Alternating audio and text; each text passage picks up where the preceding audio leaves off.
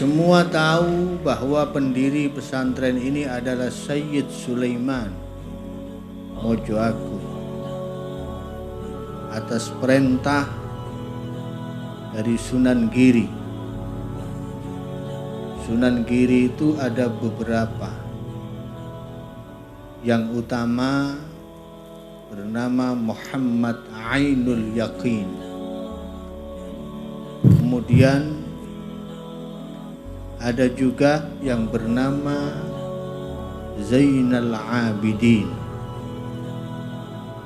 Ini juga dijuluki Sunan Dalem. Ada juga Muhammad Fadlullah yang dijuluki Sunan Prapen. Dan ada juga Ki Ageng Gresik yang kebetulan namanya juga Sayyid Sulaiman. Wallahu a'lam, yang mana di antara beliau-beliau ini memerintahkan Sayyid Sulaiman Mojo Agung mencari tanah untuk dibangun pondok pesantren. Dibawa tanah ke beliau, tanah itu dicium. Ketika dilihat tidak ada aroma pesantren, dibilang wah ini tidak ada aroma pesantren, coba cari tanah yang lain. Terus demikian sampai kebetulan ketika tanah Sidogiri yang diambil dan dicium, beliau bilang ini baru tanah pesantren. Maka bangunlah di tempat ini pondok pesantren, dan sampai sekarang kita saksikan pondok ini masih berdiri dengan kokohnya.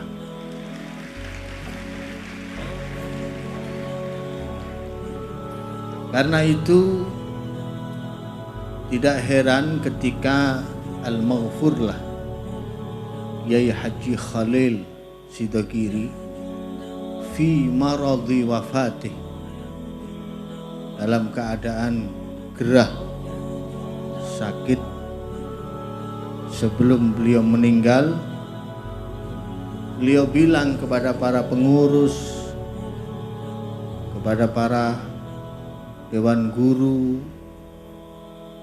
kata beliau, ojo susah nek tak tinggal aku. Jangan susah kalau saya meninggal. Kenapa? Karena kemuliaan pondok pesantren ini bukan karena saya, tapi dari tanahnya. Maka selamanya syaraf dari pondok pesantren ini akan terus langgeng dan diabadikan oleh Allah Subhanahu wa Ta'ala. Dan memang ada yang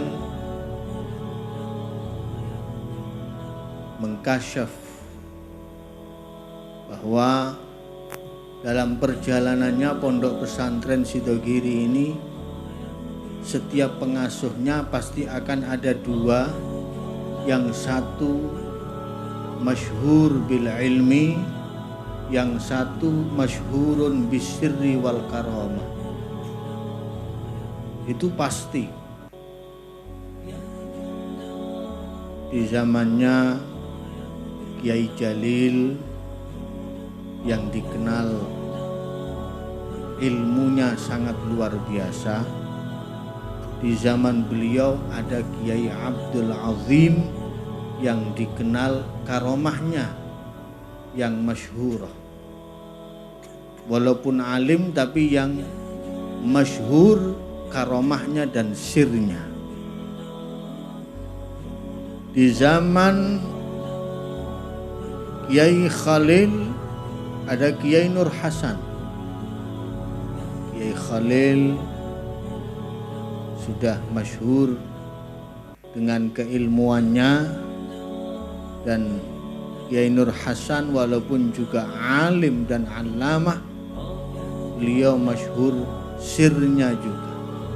Bahkan ada isyarah dari Kiai Haji Abdul Hamid Pasuruan, kalau mau mondok nang Kiai Nur Hasan, Beliau sering mengatakan seperti itu. Ini isyarah seakan-akan bahwa memang ada sir di dalam diri beliau.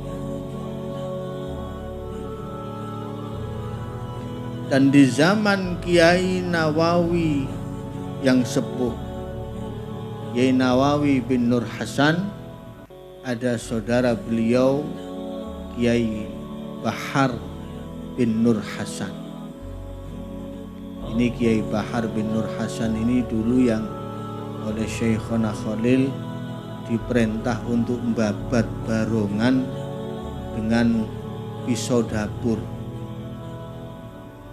Jadi Syekhona Khalil itu kalau nyobo santri itu tidak tanggung-tanggung. Nah, ini kalau santri sekarang kira-kira gimana kalau suruh membabat barongan pakai pisau dapur? Ini perkembangan zaman Sidogiri dari satu generasi ke generasi yang berikutnya. Dan alhamdulillah sekarang ada Kiai Haji Nawawi bin Abdul Jalil. Sebelumnya ada kakak beliau Kiai Haji Abdul Alim. Di zaman Kiai Haji Abdul Alim yang ma'ruf bil ilmi, wazifahnya ta'lim karena memang masyhur allamah. Di zaman beliau ada Kiai Haji Hasani yang ma'ruf min ahli sir wa min ahli karamah. Sekarang ada Kiai Haji Nawawi Abdul Jalil. Mungkin yang Kiai Haji Nawawi Abdul Jalil ini yang ngerangkep, ya ilmunya ya keramatnya diambil semua. Ada Kiai Bahar Thayyib, ada Kiai Nawawi Sa'dullah. Jadi ketika beliau menyampaikan sambutannya, saya merasakan satu atmosfer yang luar biasa. Saya merasakan di situ ada ruh Kiai Haji Sa'dullah yang memang dikenal seorang mujahid, pejuang yang bergabung di pasukan Hizbullah. Malah Kiai Nawawi cerita sama saya dulu Kiai Sa'dullah itu punya jaran, punya jeren kuda, namanya kuda sembrani. Jadi kudanya itu enggak kelihatan, yang terdengar cuman suaranya.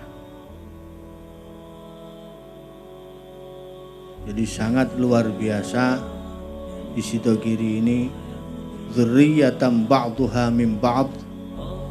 Semoga saya berharap ini terus sampai ke bawah, tidak akan terputus ila akhir zaman. Setiap satu wafat pasti akan ada penggantinya. Saya yakin akan hal itu.